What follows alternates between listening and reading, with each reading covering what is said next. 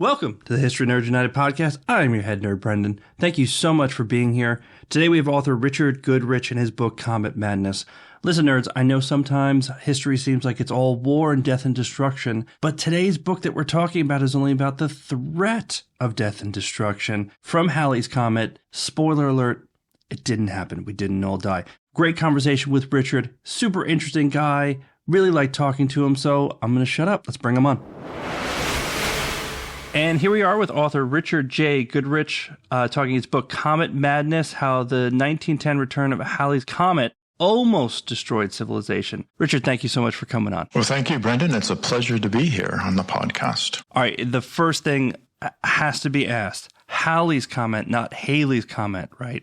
That is true. And so the term got corrupted, of course, because of the 1950s rock and roll band, Bill Haley and the Comets. And so traditionally in the United States, people tend to err on the side of Halley's Comet.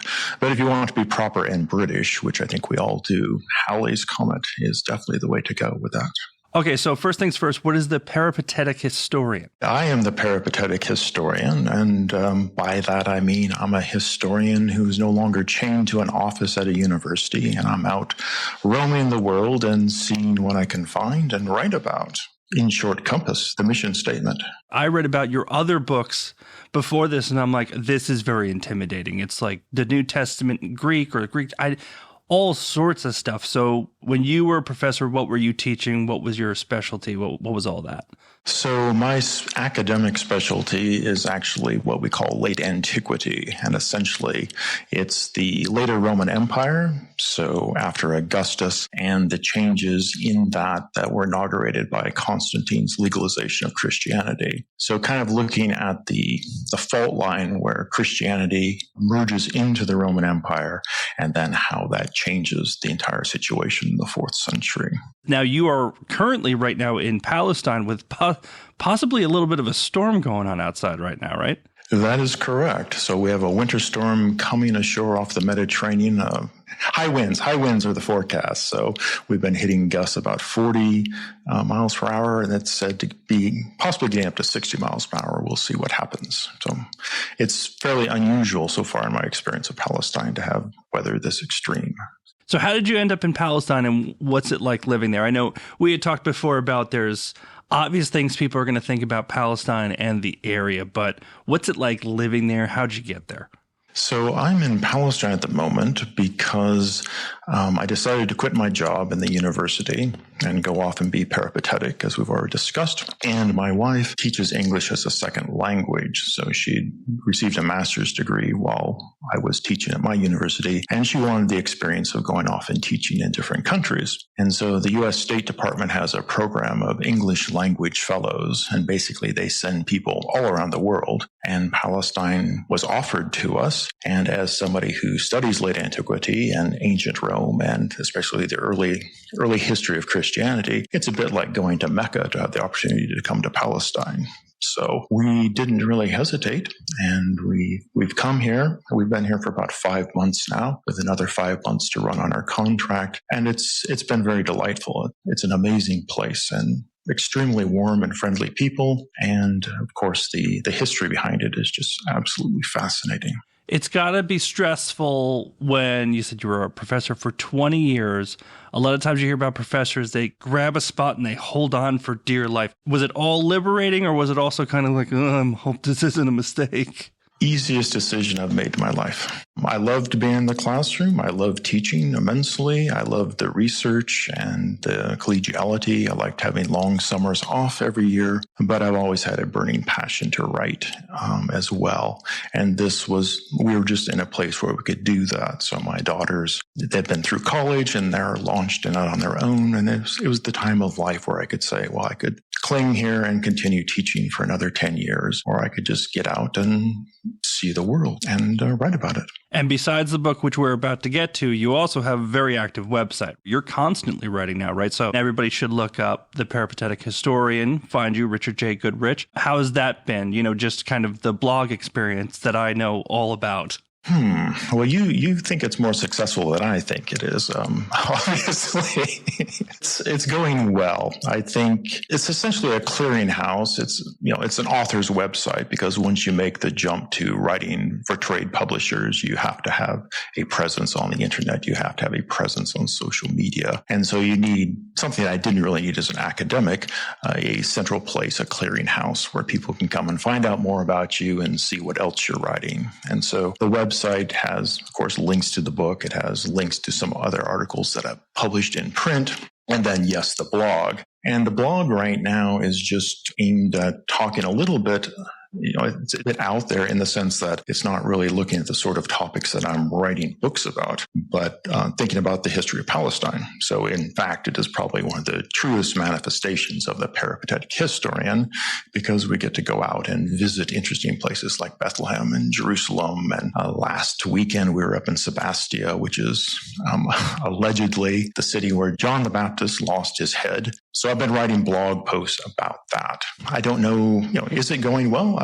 Maybe after it gets a big push here from the podcast, it'll probably take off a bit more. But yes, it's interesting. Yeah, it's fun. For a blogger, the answer is, are you still putting up blog posts? That's how I define successful, because every other measure is hard to figure out, even when you have all of the numbers telling you what to do. It's maddening. And speaking of madness, let's talk about Comet Madness. That was a wonderful segue. Wow, that's the mark of a professional right there. I just came up with it. As with anything that I do that's smart, it's totally by mistake. But Comet Madness, let's start. Spoiler alert, Halley's comet did not kill all of us. Is this true? That is correct, unless possibly you ascribe to the theory that you've heard that we're all living in a computer simulation. And then I suppose if that was the case, you could posit that it did kill everybody, and the programmers were so upset by that they ran it back and altered the course of the comet, and we now survive. But yes, you are quite correct. For those of us living in the real world, I think the comet did not kill us all. Okay, under the assumption that we are not in the Matrix, it did not.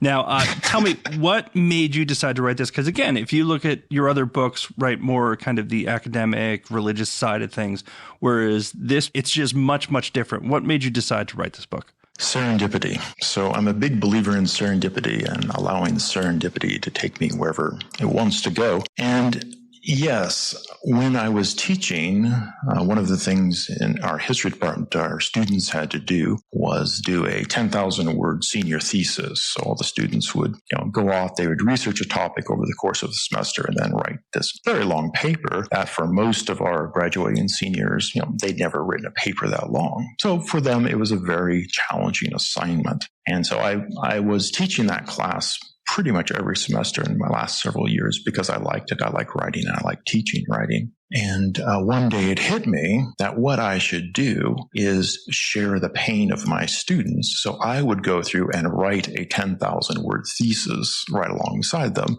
just maybe working about 2 weeks ahead of the rest of the class. And I thought, okay, well, how will I do this? Well, I could go write something about, 5th century monasticism or something about the church, but that would be really easy for me, wouldn't it? I mean, it's my research area. I'm intimately familiar with all the, the primary and secondary sources that connect to that. And so I thought, why don't I make it a little tricky for myself and go and do something that I know absolutely nothing about? And that would be early 20th century American history. I'm a Romanist. I don't really do American history. And so I got involved in a project. It's a very strange project. It was about an alleged serial killer who lived on the coast of Washington State on Grays Harbor in the year 1910.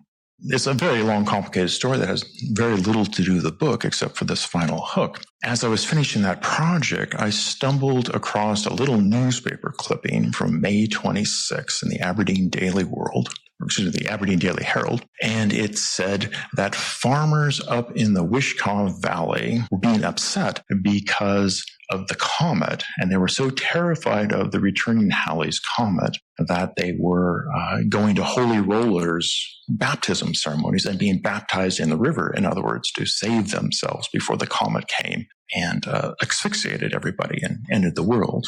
I thought, Well, that's fascinating.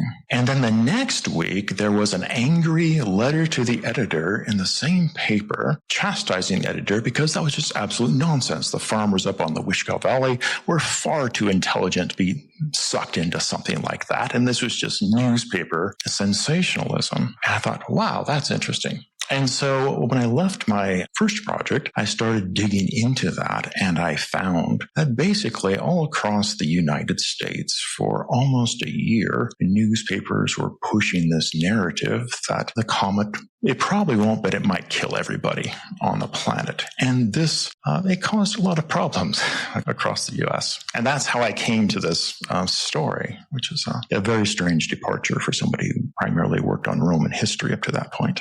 Anybody who reads it will immediately understand just in the first few chapters that every author has to do research. That's true, especially when you're talking about history. But dear Lord, how many newspapers did you have to read? Because they're from everywhere over a very long period of time. Do you even have a understanding or a guess at the number of newspapers you had to read?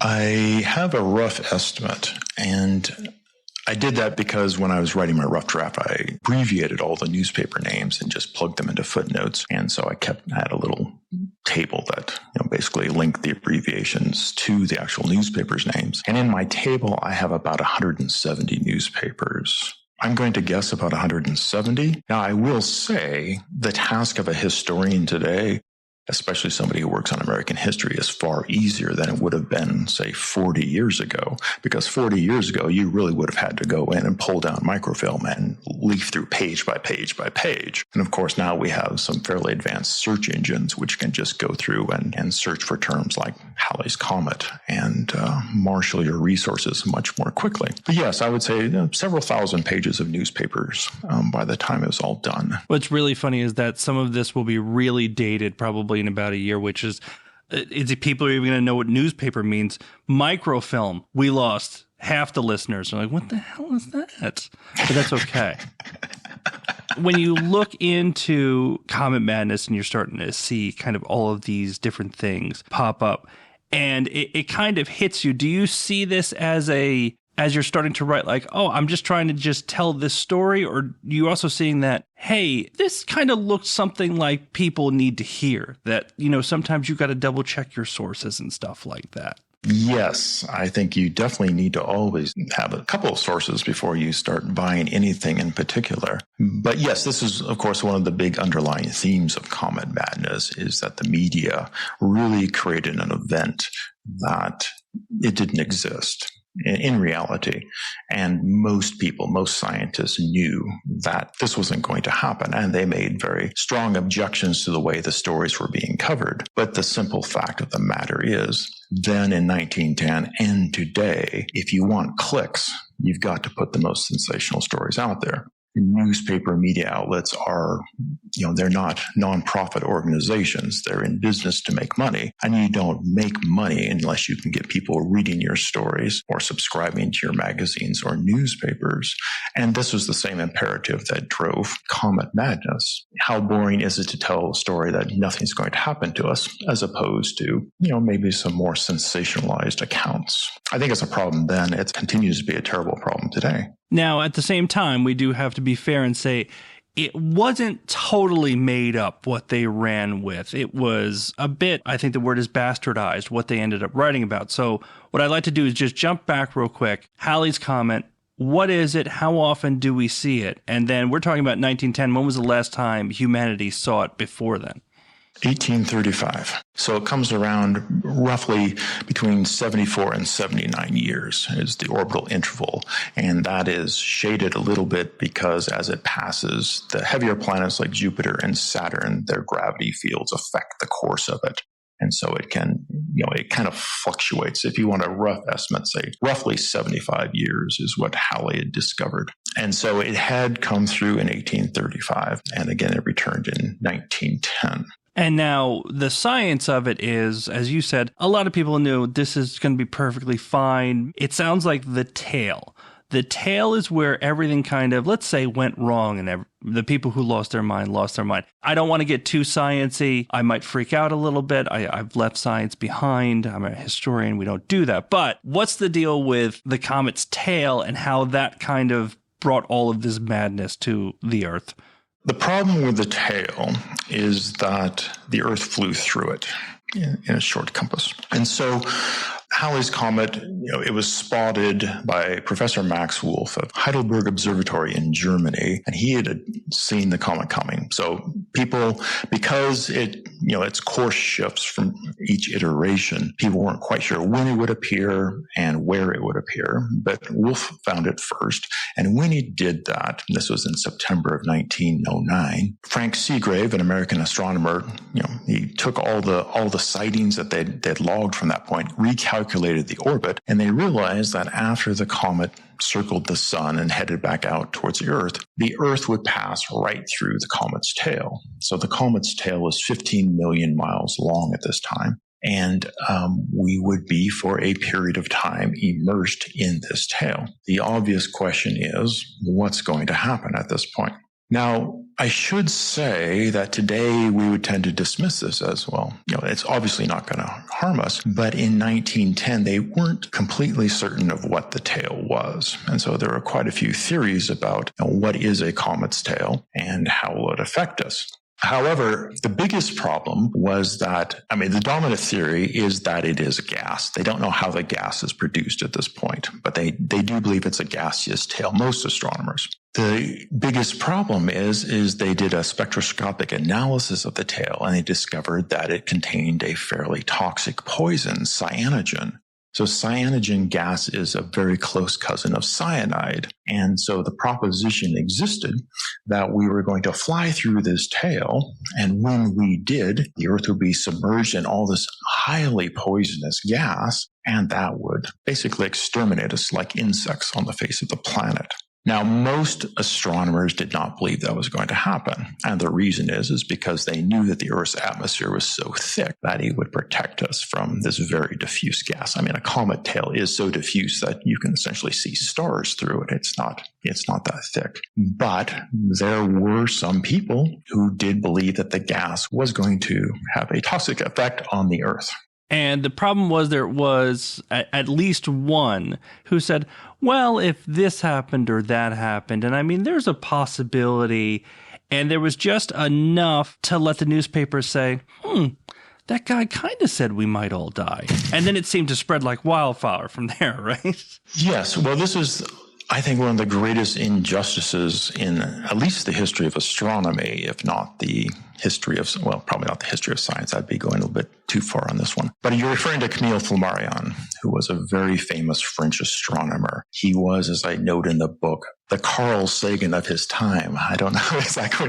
The audience who can't remember microfilm, will they struggle with Carl Sagan? I'll put a link up on the website. Don't worry about it. Okay, yeah. Sagan was 30 years ago one of the most famous astronomers alive. And he was really the voice of astronomy. And if you wanted to know anything about space, Sagan was your guy. Well, Camille Flammarion was his equivalent in the early 20th century. So he was a hugely popular writer. And so he wrote books and magazine articles, newspaper articles, explaining all the latest discoveries of science for a lay audience. He was also an extremely competent astronomer himself. And so he'd made a number of important discoveries.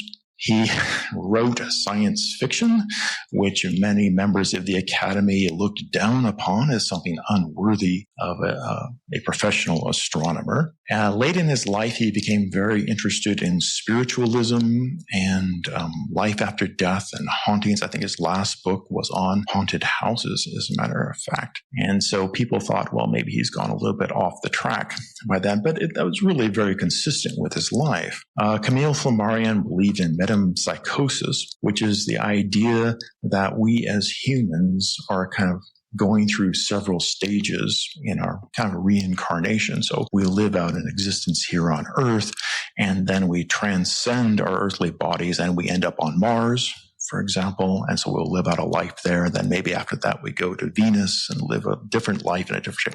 And so ultimately, you're moving your way up the celestial hierarchy until you become a perfected being. And he was a very staunch believer in that idea. So he had a lot of ideas that today probably don't resonate with most of the audience. But at the time, these ideas had a lot of currency. He was not alone in his belief, for instance, that there was life on Mars. Many people believed it, and astronomers spent spent a lot of time trying to understand why you had all these canals appearing on the face of Mars every year. He wasn't the odd man out. Nevertheless, once the comet's tail, once it was revealed to the people that the tail was going to sweep the planet, in November of 1909, Flammarion wrote an article for the New York Herald, and essentially he spoke like a scientist. So scientists, in most cases, are reluctant to speak of absolutes, and they would rather talk about probability.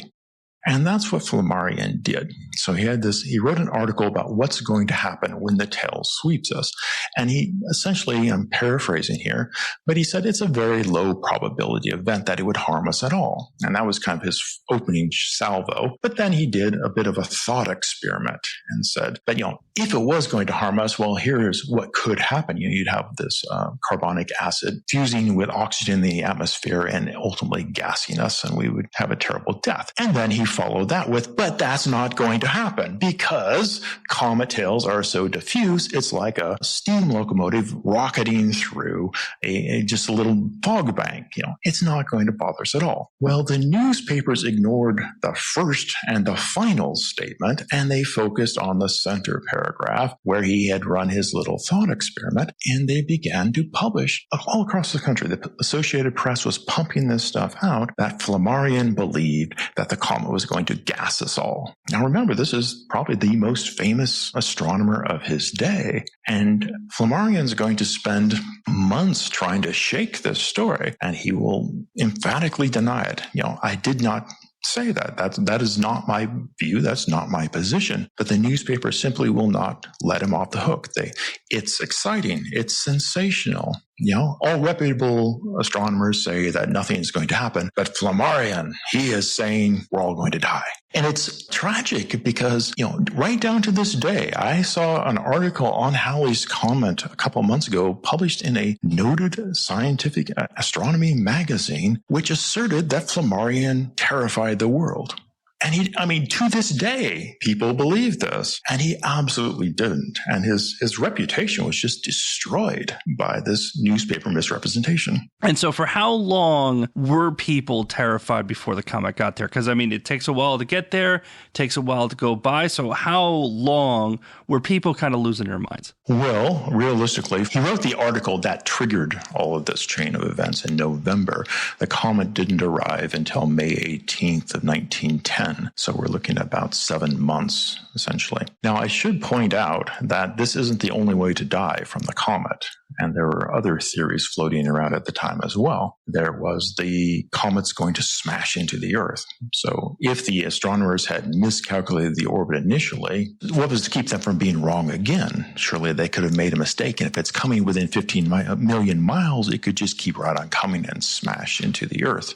This particular fear was very early, and in October of 1909, Father Charopin, who was a Jesuit professor at St. Louis University, was traveling to Tucson, Arizona to meet with Percival Lowell to look at Mars through the Lowell Observatory's telescopes. And allegedly, and I say allegedly because I'm very skeptical about the stories that were produced by newspapers at this time, he told a reporter in Las Vegas, New Mexico, not Nevada, but New Mexico, that he anticipated that the comet was going to strike the Earth and it would basically inaugurate the return of Christ. Okay, so the world would be wiped out, and then we'd have a new heaven and a new earth after that event. And as you might imagine, this got published immediately, spread all across the United States, that Father Charopin, this very prestigious and theoretically sensible astronomer, is predicting imminent collision. So that was problematic.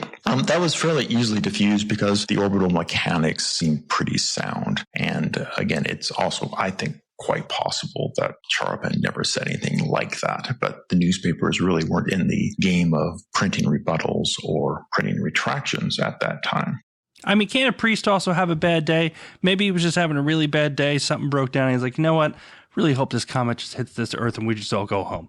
He should be allowed to have that too. We all got it. Well, yes, I suppose. Generally, things I say don't make the national news, however. So my bad days are an order of magnitude different from his bad days. If you want another possible disaster, in early January of 1910, a comet suddenly appeared in the skies, and this was Comet A 1910. And it had been discovered or first seen by 3 miners in South Africa. Now, it approached from the southern hemisphere, and at that time, the southern hemisphere wasn't well covered by observatories. And so it basically snuck up on the Earth, and then boom, suddenly there it was.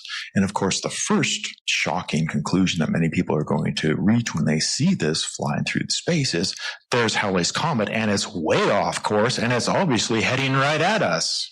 But astronomers were able to reassure people and say, no, that's not the case, because we can still see Halley's Comet, and we can still see it in our telescopes. So it's just a second comet.